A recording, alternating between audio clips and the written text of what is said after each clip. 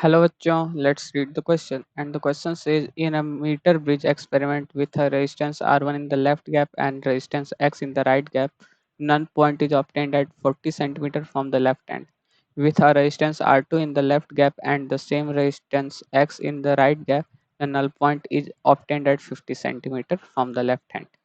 Find the position of the null point if the right gap is containing X and the left gap containing R1 and R2 in parallel.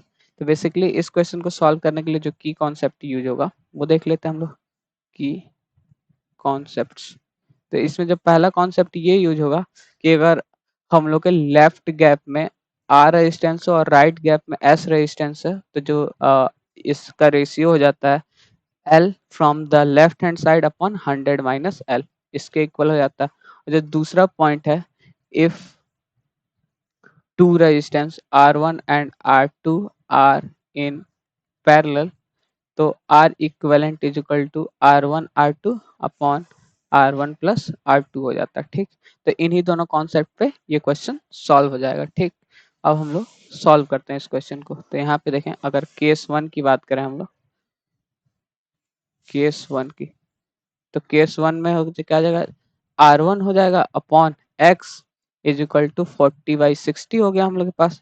तो ये देखें तो ये 2 और ये 3, तो यहाँ से R1 इज इक्वल टू क्या हो गया 2/3x, ये इक्वेशन हम लोग 1 सपोज कर लेंगे। ठीक, उसी तरीके से अगर हम लोग केस 2 की बात करें,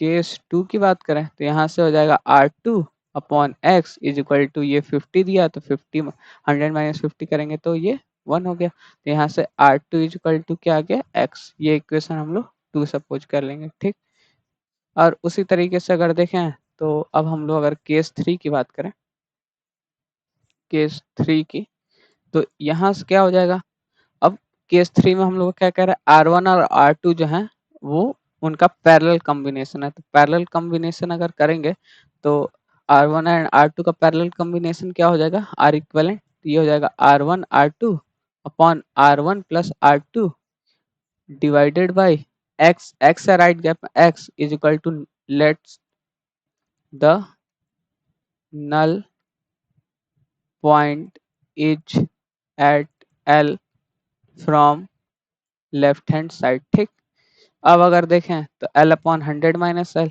अब is equal to L upon 100 minus L, तो यहाँ से क्या करेंगे, put the values of R1 and R2 from equations 1 and 2।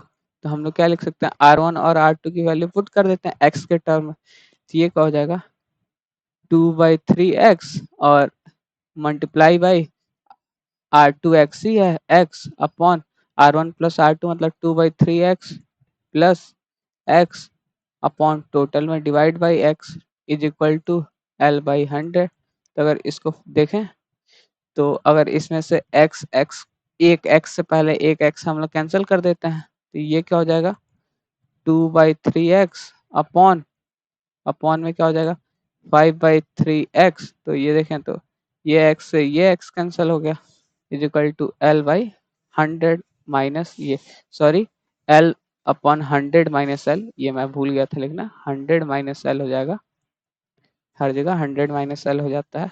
ठीक, तो अगर इसको हम लोग देखें तो ये क्या हो गया हम लोग के पास 2/3, तो ये और 3 से 3 भी कैंसिल हो जाएगा, 3 से 3 भी कैंसिल हो गया, यहाँ से क्या आ गया हम लोग के पास 2/5 is equal to L upon 100 minus L.